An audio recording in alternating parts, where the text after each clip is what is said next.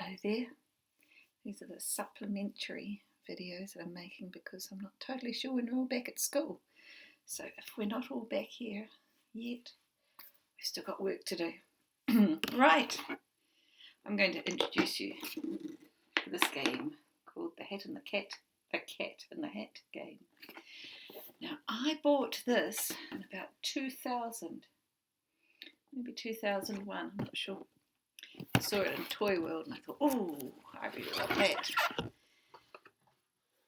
If you remember to ask me about it, I will teach you how to play it when we're back at school. So there is the board. I'm not actually going to play it today. It's a board game. And it comes with people. So there's brother and thing 2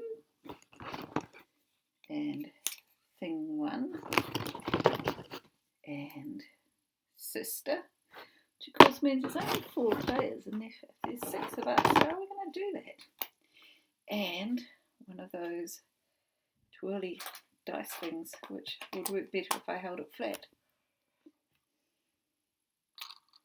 Woohoo! Right, oh no, I was wearing trousers, it's alright.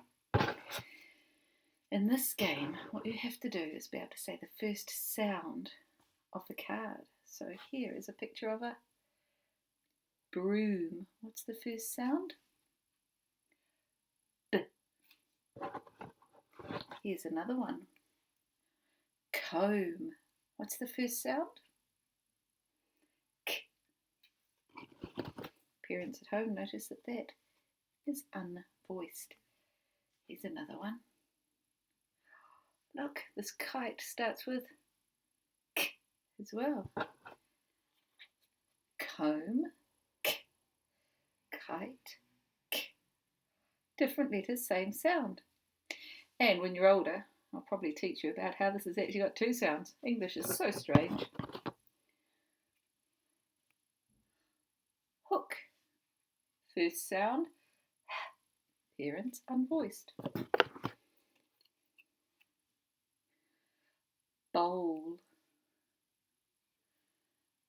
B. This is quite a fun game as I recall. Good for kids. Mirror. Another unvoiced one. Flowers.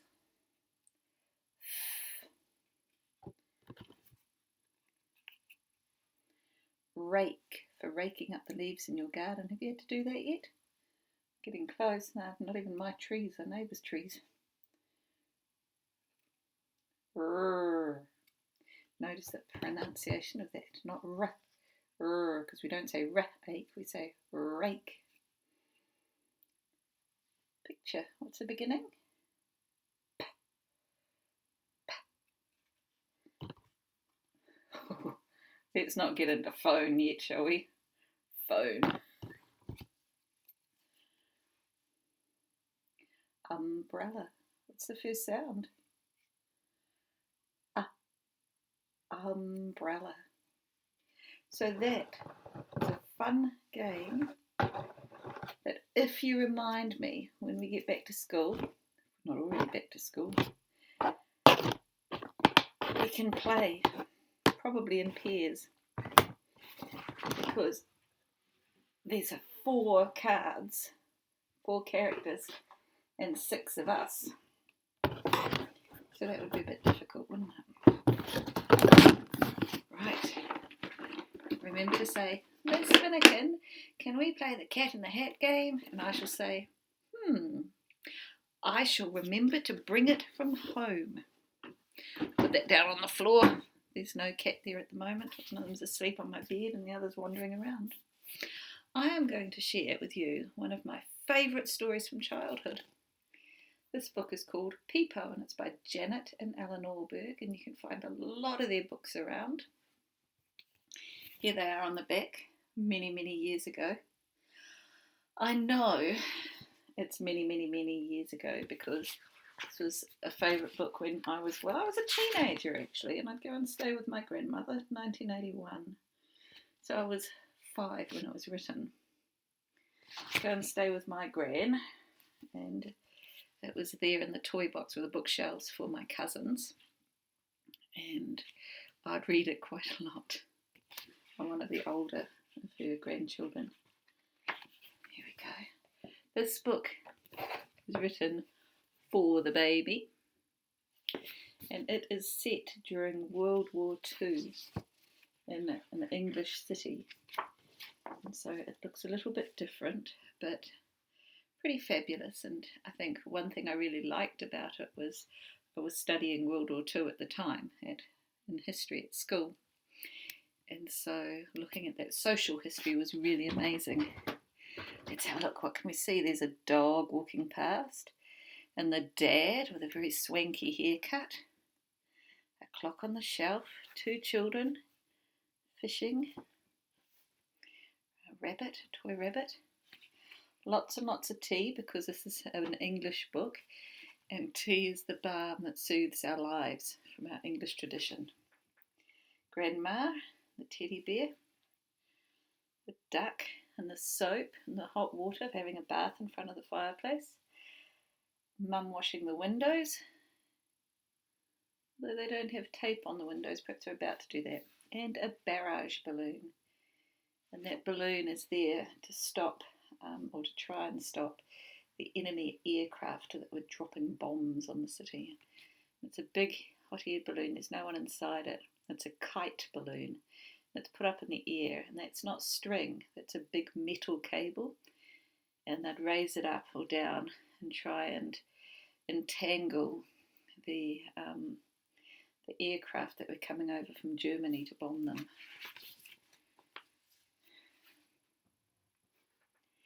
Here's a little baby, 1, 2, 3, stands in her cot. What does she see? What does he see? Wrong, baby. Peepo! Can you see? Dad asleep. I wonder if he's snoring. He sees his father sleeping in the big brass bed, and his mother too, with a hairnet on her head. He sees the shadows moving on the bedroom wall, and the sun in the window, and his teddy and his ball. I like how they've drawn a nice messy house, because I think most people live in clutter, and I want to believe that because that normalises me. Here's a little baby, 1, 2, 3, sits in his high chair. What does he see? Peepo! What do you see? I see his mum. Just watching the neighbours out the window. They're painting at the moment. He sees his mother pouring hot porridge in a bowl. Here we go, yum porridge. And his father in the doorway with a bucket full of coal. They didn't have a lot of wood, so they used coal for heating, which meant that they produced a lot of smog, and it could get very difficult to see in London at that time.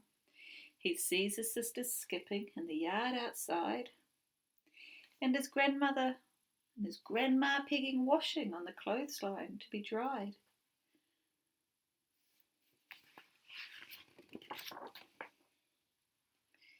Here's a little baby, 1, 2, 3, sits in his pushchair. What does he see? Peepo! What do you see? Do you see his sisters?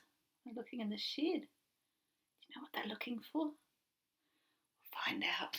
The computer really struggled to focus on that hole there. He sees a bonfire smoking. Pigeons in the sky. His mother cleaning windows, a dog going by. He sees his sister searching for a jar or a tin to take up to the park and catch fishies in. That man there, he's a warden. He's looking out to make sure that no one's got lights showing at night, because they don't want the German planes coming over to see the lights, because that would help them drop the bombs. And also just to make sure people are safe, the same way that the police would but those extra people out in force are there to help and make sure there's more of a presence around. Kind of like what we've got in level 3 happening. Here's a little baby, 1, 2, 3, sits on the grass. What does he see? Beepo! Do you do this to your teddy bears? I think I used to. I used to have this rubber bear in particular that was very good for teething on. Beepo! He's an Air Force officer with his children before he goes off to the war. He sees his sisters fishing with a brown stocking net, dresses tucked in knickers and legs shiny wet.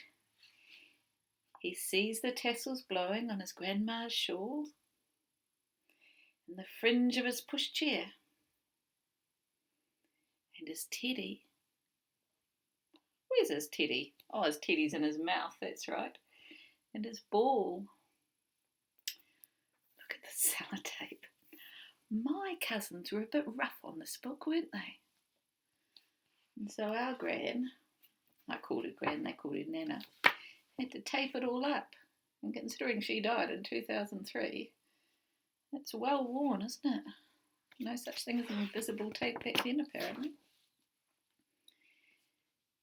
Here's a little baby, 1, 2, 3, sits on his sister's lap. What does he see? Beepo! Babies are hard, aren't they? Look at that poor thing. I remember my sister had long hair before she had children, and that happened, so she cut it all off. Me, well, that's another story, why I cut mine off.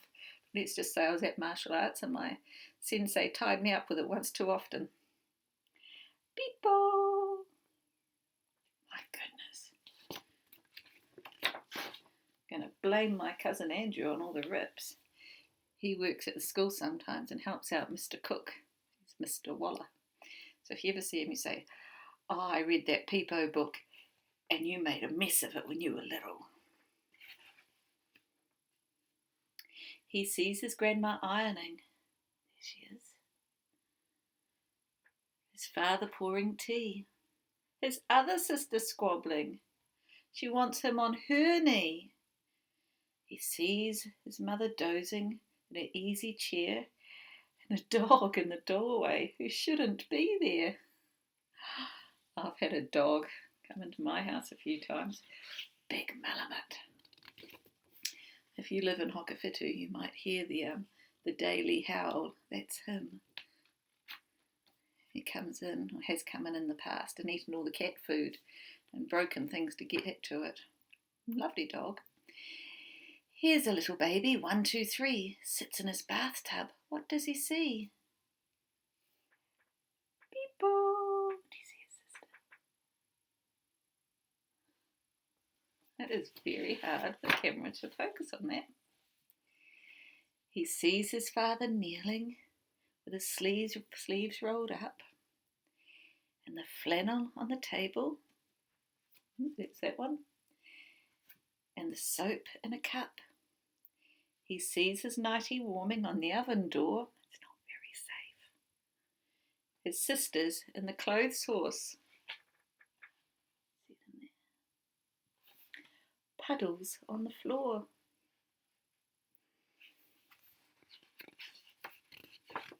I guess Dad's part of the home guard or something, so not going off to war. Here's a little baby, 1, 2, 3, on his way to bed. What does he see? Beepo!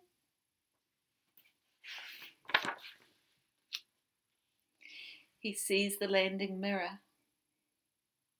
with its rainbow rim and a mother with a baby just like him.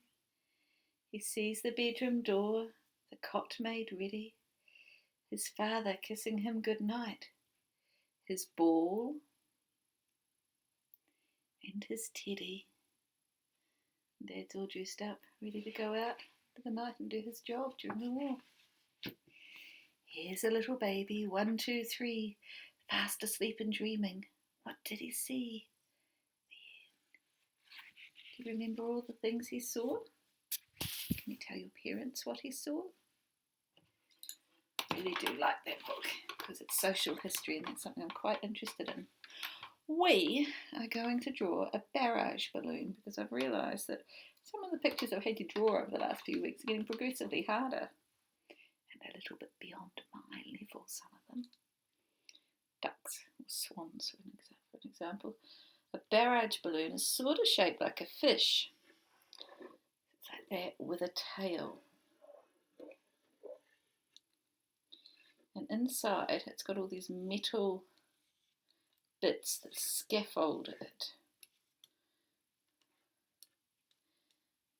I'm not sure whether it was filled up with hydrogen or helium back in the days. And here, I'll make it a bit wider. It's the cable that connects it to the ground. And of course, if aeroplanes came along, they'd raise it up and down. And then the aeroplanes would come along. I can't actually draw aeroplanes, it's a pity, isn't it? The aeroplanes would come along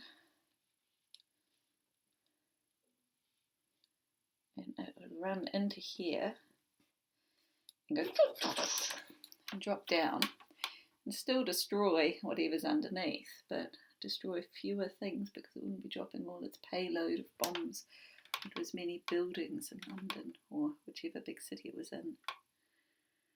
War is not a good thing, and it's not the fault of the people.